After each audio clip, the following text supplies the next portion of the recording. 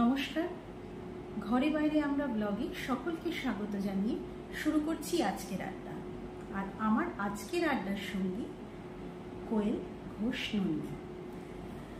কোয়েলের কাছে যাব, তবে কোয়েলের কাছে যাওয়ার আগে আমি যেটা বলতে চাই, ঘরে বাইরে আমরা এই ব্লগটা করার একমাত্র উদ্দেশ্য আমি মনে করি যে আমাদের চারপাশে প্রচুর মানুষ ট্যালেন্টেড, এবং তাদের কথা কোনো প্ল্যাটফর্মে মানে তাদের সম্পর্কেও মানুষ জানুক, শুনুক, তাদেরকে চিনুক।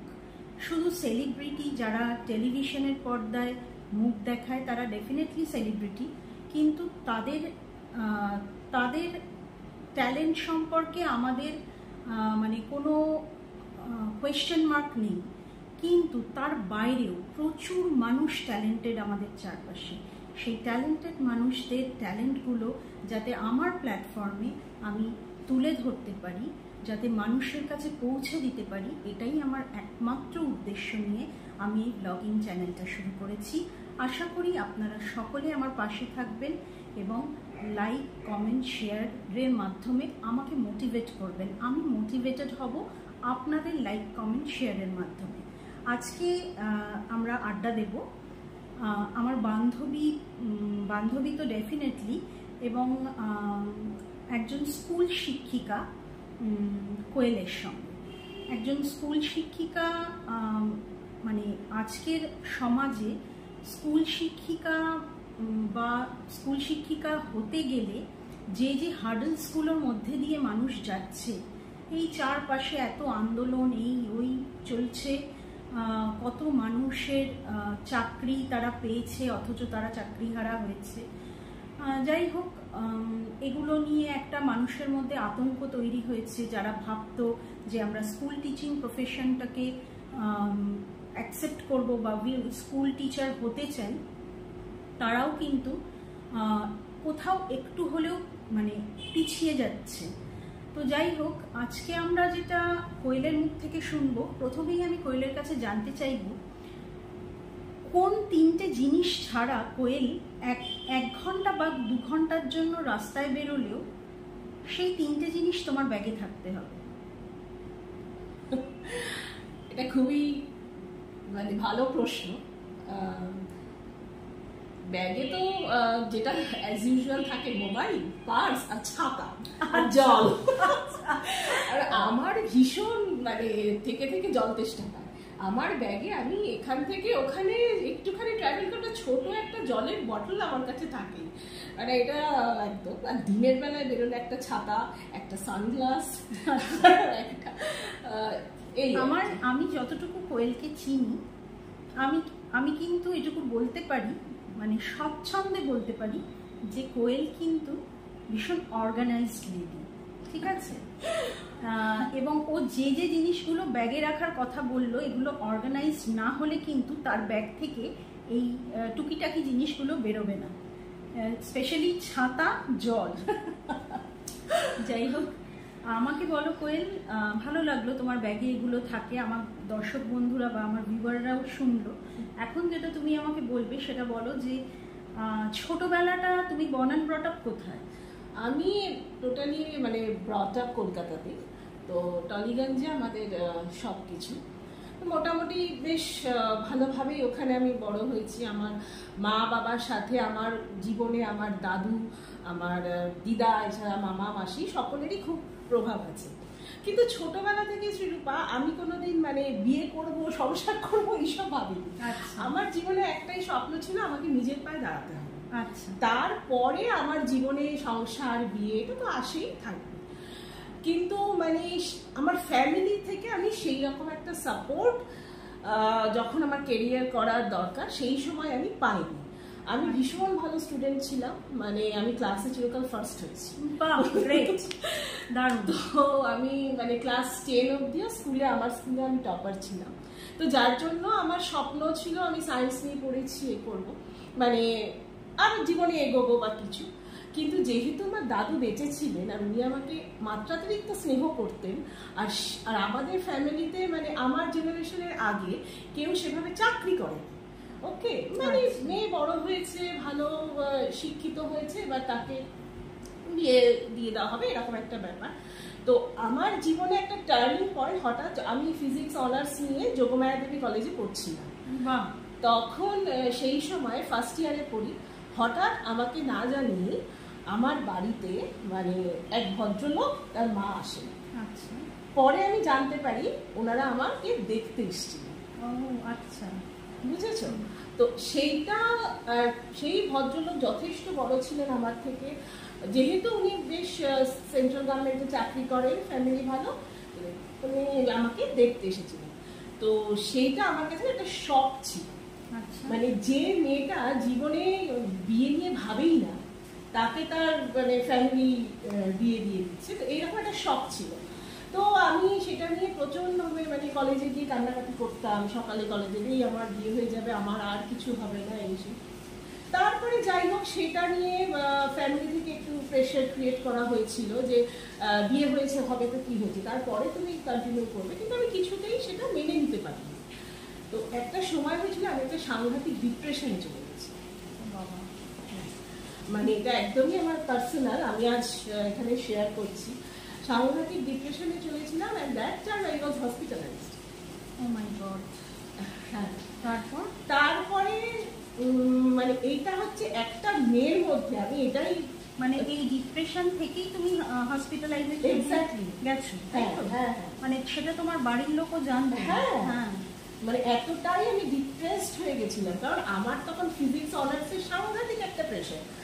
সেই সময় আমাকে বিয়ে দিয়ে দেওয়া হবে, অথচ আমার সেরকম আমার অ্যাম্বিশন আলাদা, কিন্তু আমি সাপোর্ট পাচ্ছি না।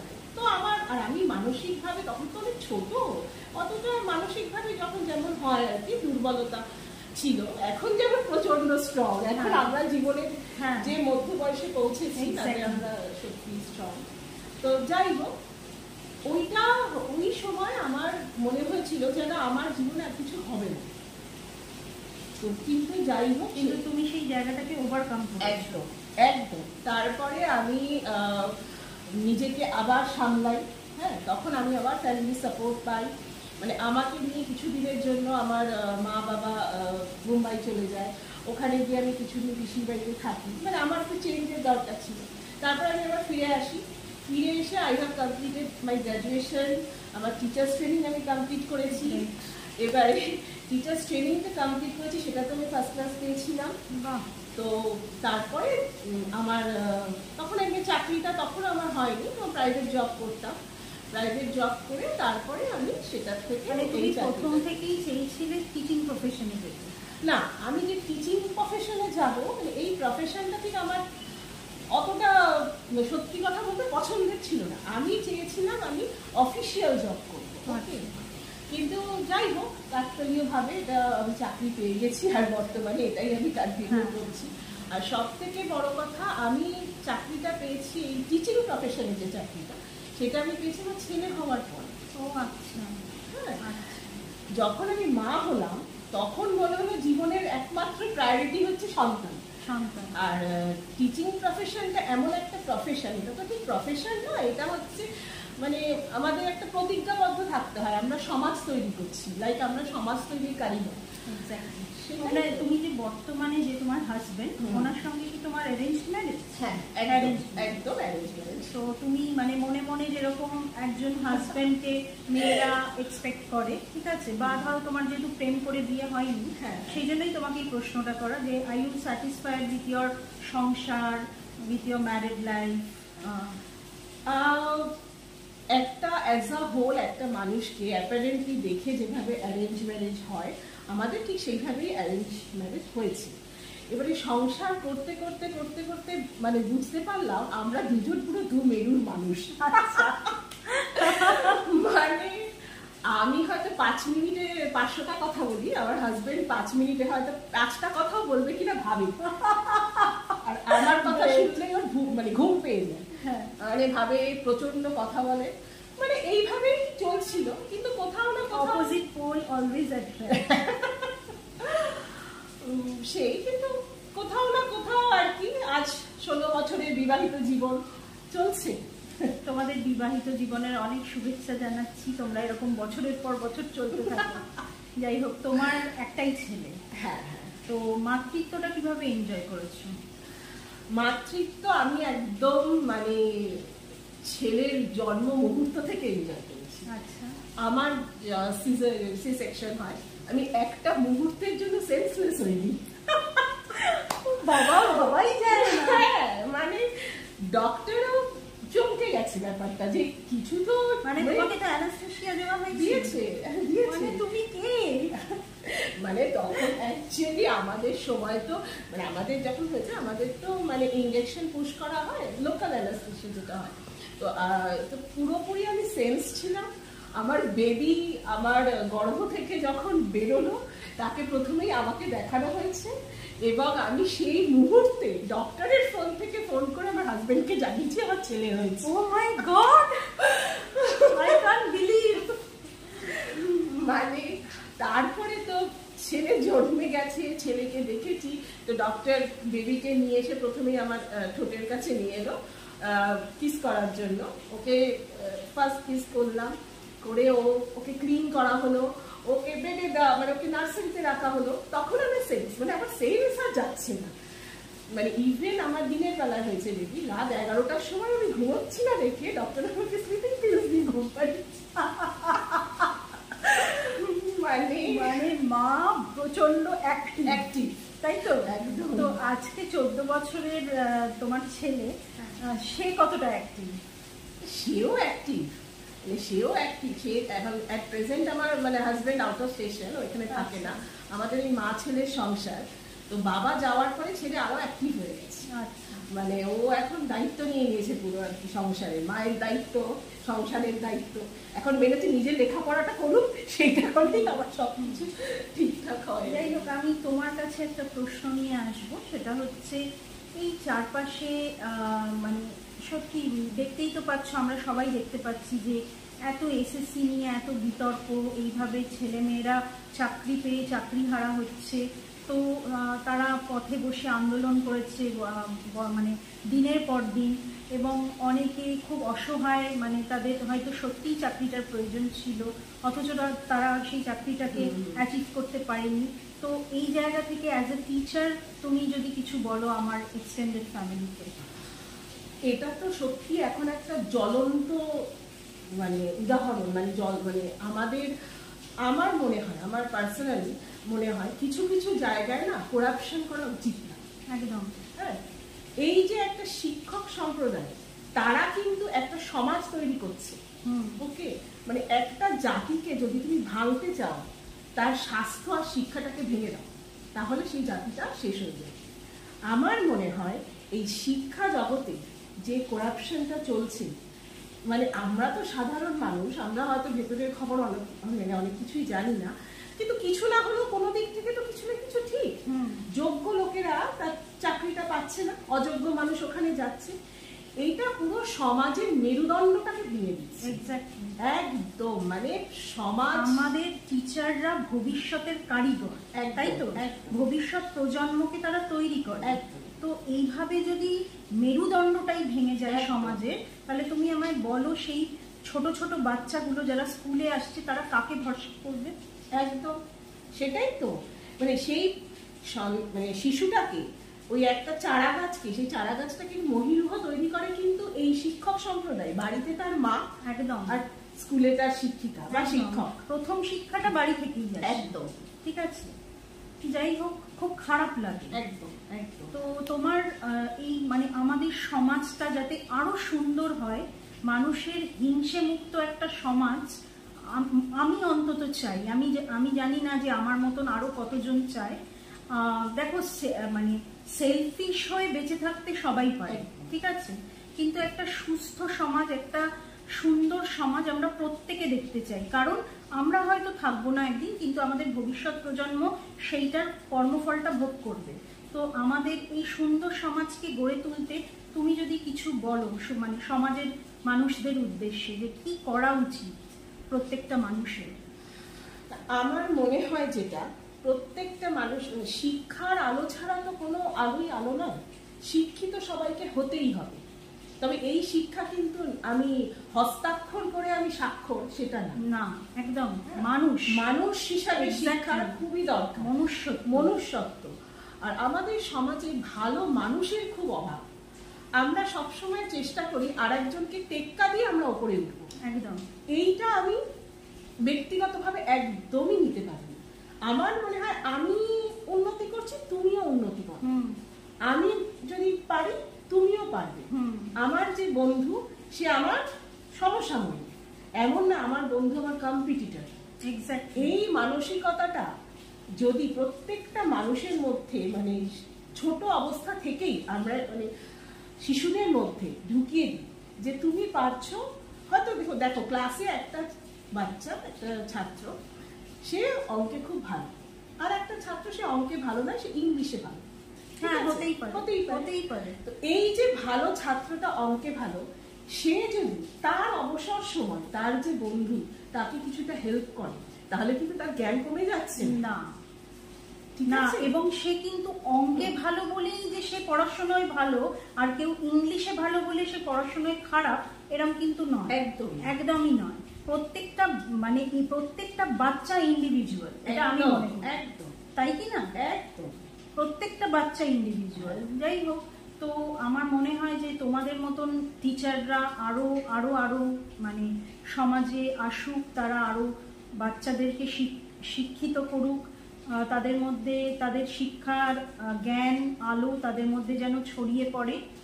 যাই হোক, আমাকে তুমি বলো যে আমি তোমার সাথে একটা ছোট্ট র্যাপিড ফায়ারে যাব। তো আমাকে বলো যে কলকাতা না কলকাতার বাইরে? কলকাতা। মানে আমি কলকাতার বাইরে কিছু ভাবতেই পারি না, আমার শয়নে স্বপনে কলকাতা। আচ্ছা বলো তো, তোমার favourite colour red, white, green? কোন? গ্রিন। আচ্ছা, কারণ আমি চির সবুজ। I want to be evergreen. তুমি যেন চির সবুজ থাকতে পারো। Thank you. আচ্ছা বলো যে তোমার সামনে কেউ এক প্লেট বিরিয়ানি রেখেছে আর কেউ এক প্লেট চাইনিজ, তুমি কোনটা খাবে? চাইনিজ। হ্যাঁ একদম। আচ্ছা, তুমি চাইনিজের ভক্ত? নুডলস আমার ফেভারিট। মানে আমার হাজবেন্ড বলে তুমি আগের জন্মে চাইনিজই ছিল, যেখানেই যাও নুডলস করো। আচ্ছা কোয়েল, আমাকে বলো যে তুমি পারফিউম পছন্দ করো? ভীষণ। সেটা তুমি কোন ফ্লেভারের পারফিউম পছন্দ করো? মানে সেটা রোজ ফ্লেভার হবে নাকি জেসমিন? জেসমিন, ওকে। আচ্ছা, আরেকটা বলো যে ধরো আমরা এখন যে বয়সটাতে আছি, আমাদের সন্তানরা সবাই অ্যাডোলেসেন্স পিরিয়ডে আছে। তো আমাকে বলো যে এই পিরিয়ডের বাচ্চাদের সঙ্গে অ্যাজ এ টিচার আমি তোমাকে জিজ্ঞেস করছি, কেমন ভাবে এদের সঙ্গে ট্রিট করা উচিত? প্রথমে বলো ভীষণ ফ্রেন্ডলি, কিন্তু সেটা হয় না। কারণ সবসময় হয় না, সব পরিস্থিতিতে হয় না। কারণ আমাদের সাথে ওদের তো একটা জেনারেশন গ্যাপ, বয়সের গ্যাপ, সবসময় ফ্রেন্ডলি হলেও হয় না, একটু তো বকাঝকা করতেই হবে, কারণ ঠিক ভুলটাকে বোঝাতে হবে। আমি মানে নিজের ব্যক্তিগত অভিজ্ঞতা থেকে বলছি, আমার নিজের সন্তানও এখন অ্যাডোলেসেন্সের ভেতর দিয়ে যাচ্ছে, ওর বাবা থাকে না, আমাকে কিন্তু সেই সন্তানটাকে আগলে বড় করতে হচ্ছে। তোমাকে এখন এই মুহূর্তে বাবা মা দুটো রোলই প্লে করতে। একদম এক্স্যাক্টলি, একদম। এবার ওর ভিতরে অনেক কিছু চাহিদা, ওর এই সময় হরমোনাল চেঞ্জেস হচ্ছে, ওর মানসিক চিন্তাধারা বদলাচ্ছে, ওর অনেক কিছু মানে চেঞ্জেস হচ্ছে। প্রত্যেকটা কিছু কিনা আমাকে খবর রাখতে হচ্ছে। খবর রাখাটা কিন্তু খুব দরকার, মানে অ্যাকচুয়ালি নজর রাখা। তাই বলে এই না যে আমি ছেলের উপরে সবসময় টিক টিক টিক টিক করছি, নট লাইক দ্যাট। মানে আমি ছেলের উপরে নজর রাখছি, যে আমি ছেলের সাথে ফ্রেন্ডলি হয়ে আমি ওর ভেতরের কথাগুলো, মানে ও কি ভাবছে, ওর অ্যাসপেক্ট কি, মেবি ওর গার্লফ্রেন্ড হয়েছে কিনা। ডেফিনেটলি, হ্যাঁ, ওরা এখন যে বয়সে যাচ্ছে। আর গার্লফ্রেন্ড তো মানে আজ একটা হবে তো কাল একটা হবে। তো যাই হোক, আমি আমার ছেলেকে নিয়ে ঘুরতে বেরোই, আমরা সিনেমা দেখি, আমরা আইসক্রিম খাই। আমার ছেলে একদিন সেদিনকে কিছুদিন আগে বলছে, মামা আমাদের তো অনেকদিন কলকাতা ঘোরা হয়নি, মানে ওর একটু ট্রামে করে কলকাতা ঘোরার শখ। তো সেটা আমি আর ও আর কি। তো এরকম একটা প্ল্যান করছি যে একটু ট্রামে করে কলকাতা ঘুরবো, একটু ফুচকা খাবো। মানে এখন আমি চাই এই মুহূর্তে ও আমার মধ্যে বাড়িতে মা, বাইরে বন্ধু, এই দুটো যেন ব্যালেন্স। দারুণ বলেছো, দারুণ। আচ্ছা, বলে রাখি যে অনেক বছরের বন্ধুত্ব আমাদের, প্রায় 10-11 বছর। মাঝখানে হয়তো দেখা সাক্ষাৎ হয়নি, কিন্তু যখন আমরা একই প্ল্যাটফর্মে ছিলাম বা একই স্কুলে ছিলাম, ইনফ্যাক্ট আমাদের ছেলেরা একই স্কুলে পড়াশোনা করেছে, একদম ছোটবেলাটা বলছি, কেজি। তো সেই সময় কিন্তু ও আমার বলাই যেতে পারে খুব ভালো বন্ধু ছিল, মানে ভীষণ ভালো বন্ধু, যার সঙ্গে কথা বলতে গিয়ে আমি দুবারও কিছু ভাবতাম না। তো সেই বন্ধুত্বটা আজও বজায় রয়েছে। হয়তো সেই বন্ধুত্বের টানেই আজকে চলে এসেছি ওর সাক্ষাৎকার নিতে। আমাকে মানে আমাদের আড্ডাটা কেমন লাগছে অবশ্যই কমেন্টে জানাবেন। যাই হোক, এবার আমাকে বলো যে আগামী 5 বছর, 10 বছর বা ভবিষ্যতে কোয়েল নিজেকে কোথায় দেখতে চায়? আমি যেটা চাই শ্রীরূপা, মানে তোমাকে তো আমি বললাম আমার জীবনের মেইন প্রায়োরিটি আমার মাতৃত্ব। হ্যাঁ, তো আমি মনে করি একজন পরিপূর্ণ মাই একজন পরিপূর্ণ সন্তানকে তৈরি করতে পারে। একদম। আমার একজন টিচার স্যার ছিলেন, উনি বলতেন যে মানে মাই হচ্ছে বাচ্চার মনটাকে তৈরি করে সব রকম। একটা সন্তানকে দেখলে তার মাকে চেনা যায়। একদম। তো সেই জন্য আমি চাই যে একটা অ্যাডাল্ট লিটারেসি ক্যাম্পেইন করতে ফর অ্যাডাল্ট ওমেন। বাহ, দারুণ। মানে আমি চাই যে আমি কোনো এনজিওর সাথে যুক্ত হই। এখন সম্ভব না, কারণ এখন চারিদিক থেকে ভীষণভাবে জড়িয়ে আছে। যখন একটু ছেলে বড় হয়ে যাবে বা একটু নিজের মতো সময় পাবো, আমি চাই কোনো এনজিওর সাথে যুক্ত হয়ে কোনো অ্যাডাল্ট লিটারেসি ক্যাম্পেইন করতে, যেখানে যারা সবাইকে যে মা হতে হবে তাই না, মানে মহিলা হচ্ছে, ধরো 18-19 বছরের মহিলারাও তো আছেন, বা 13-14 বছর থেকে মেয়েদের মধ্যে একটা সাবালিকতা চলে আসে। তো তখন তারা অনেক কিছু ভুল করে ফেলে শিক্ষার অভাবে, বা আমরা রাস্তায় আশেপাশে মানে কলকাতা শহরে যেটা ফুটপাত আছে আমরা দেখছি, ওই সব জায়গায় গিয়ে ওখানে যে মেয়েরা বড় হচ্ছে, যারা সাবালিকা হচ্ছে, বা যাদের ছোট বয়সে বিয়ে হয়ে গেছে, বা যাদের কোনোভাবে কিছুভাবে তাদের তো অনেকভাবেই তারা সন্তান প্রসব করে ফেলে, তো এই জায়গাটায় তাদেরকে আমি একটু মোটিভেট করতে চাই, আমি তাদেরকে একটু শিক্ষিত করতে চাই যে তুমি যদি জীবনে এটা করো, তুমি যে তোমার যে প্রজন্ম, যে পরবর্তী প্রজন্ম, তার জীবনটা কিন্তু ওটা গিয়ে শেষ হয়ে যাবে। খুব সুন্দর চিন্তা ভাবনা, দারুণ। মানে জাস্ট কোনো কথা হবে না, তুমি যদি এটা করতে পারো, তুমি যদি মনে করো যে তুমি আমাকেও পাশে পেতে চাও, ডেফিনেটলি আমিও তোমার পাশে থাকবো। একদম। এবার আমি যেটা জিজ্ঞেস করব যে ঘরে বাইরে আমরা ব্লগে এসে তোমার কেমন লাগছে? ভীষণ ভালো লাগছে শ্রীরূপা। আমি শ্রীরূপা, তুমি যে আমাকে এটা যোগ্য মনে করেছো তার জন্য থ্যাঙ্কস টু ইউ। যে শ্রীরূপা অনেক দূর থেকে এসছে, মানে একদম কলকাতার দক্ষিণ প্রান্ত থেকে উত্তর প্রান্তে, আর সেটা শুধুমাত্র আমার বাড়িতে আমার সাথে আড্ডা মারবে বলে। তার জন্য আমি কৃতজ্ঞ। কৃতজ্ঞ কথাটা বলবো না, কারণ বন্ধুত্বের মধ্যে কৃতজ্ঞতা থাকে না, এটা ভালোবাসা থেকেই এসছে। তো আমি মানে ভীষণ অন্তর থেকে আপ্লুত, এটাই আমি বলতেছি। খুব ভালো লাগলো। আমাদের আড্ডাটা চলছে, আড্ডা চলবে, তবে একটা টাইম বাউন্ড আছে বলে আমাদের কাটতে হবে। কোয়েল যে ছোটবেলা থেকে যে ডিপ্রেশনের একটা গল্প বলল, সেই ডিপ্রেশন কাটিয়ে আজকে যে ও এত সুন্দর সমাজে একজন শিক্ষিকা হিসেবে নিজেকে প্রতিষ্ঠিত করতে পেরেছে, এবং মানে আরও ভবিষ্যৎ পরিকল্পনা নিয়ে ও মানে নিজেকে এগিয়ে নিয়ে যাচ্ছে। আশা করি আপনাদের ওর কথা শুনে আপনারা মোটিভেটেড হবেন, এবং আমি বলবো যে আপনারা প্লিজ ছোট্ট করে লাইক করবেন, কমেন্ট করবেন, শেয়ার করবেন, ভালো লাগলে আমাদের আড্ডা চ্যানেলটা সাবস্ক্রাইব করবেন। আমি মোটিভেটেড হব, আমি ঘরে বাইরে আমরাকে নিয়ে আরও আরও অনেক অনেক দূর এগিয়ে যেতে পারবো। আমার অনেক দূর এগোনোর ইচ্ছে সকলকে নিয়ে। সো প্লিজ দেখবেন, আমি ভালো একটা লাগলে। কথা বলতে চাই শ্রীরূপা, বলো। আমি একটু যারা দেখছেন তাদের আশা করি শ্রীরূপার চ্যানেল ঘরে ঘরে পৌঁছে যাক, এটা আমার কামনা। যারা দেখছেন তাদেরকে বলবো প্রত্যেকটা মেয়েকে না নিজের পায়ে দাঁড়াতে সুযোগ করুন, প্রত্যেকটা মেয়েকে।